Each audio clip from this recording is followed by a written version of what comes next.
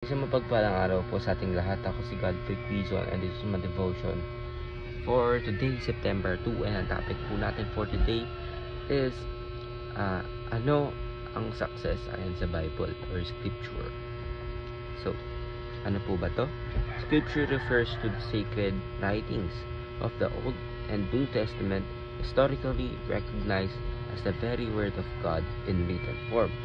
Scripture is God-breathed, infallible,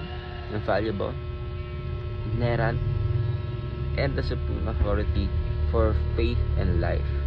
According to Joshua chapter 1 verse 8, true success and lasting prosperity flow from meditating on God's word every day and night and being careful to obey everything written in it. So ating scripture for today po is Joshua chapter 1 verse 8. Keep this book of the law always on your lips. Meditate on it day and night, so that you may be careful to do everything written in it. Then you will be prosperous and successful. So, sa Diyos po lahat ang kapurihan. So, ano po ba yung ibig sabihin natin dito na yung scripture natin na lagi natin babasahin?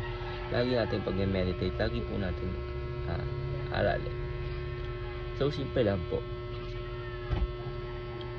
So, ibig sabihin po kasi ng Bible is basic instructions before leaving earth. Of course, ang ating Bible po, ang ating manual, ang ating buhay. Ang scripture po ay sinasabi na ito po talagang kailangan natin sa ating mga buhay, scripture. Kaya, ito nga po ang basehan natin. Kumbaga, paano ka po ba magiging successful? Of course, meditate on kung ano po yung sinasabi at kung ano po yung tinuturo ng ating Panginoong Jesucristo para po tayo ay lumago sa buhay at mas mag-deepen pa po yung understanding natin and relationship natin kay Lord. Kasi bakit? Pag mas deep yung understanding mo kay Lord, hindi mo na kailangan talaga na magbase sa kung ano yung binibigay sa iyo ng mundo para ikaw ay maging satisfied o maging successful. Ibig sabihin, ito yung ano yung basis ng mundo, yung standard ng mundo. Hindi mo siya susundin dahil meron ka na pong Panginoon na palaging nandyan at hindi ka susukuan at sinasabi sa'yo ng ating Panginoon sa scripture na yung success mo hindi siya nakabatay so kung ano yung kayang ibigay ng mundo or kung ano yung standard ng mundo. Yung success mo is kung paano ka nagkakaroon ng deep relationship sa ating Panginoon at yung relationship na yun doon ka nagbubunga. So teachings natin is true success cannot be measured by money. Of course, cannot be measured by money kasi hindi po natin gagawin Diyos ang ating pera at hindi po batayan kung gaano karami yung pera mo sa kung gaano ka-successful. Maraming tao na sobrang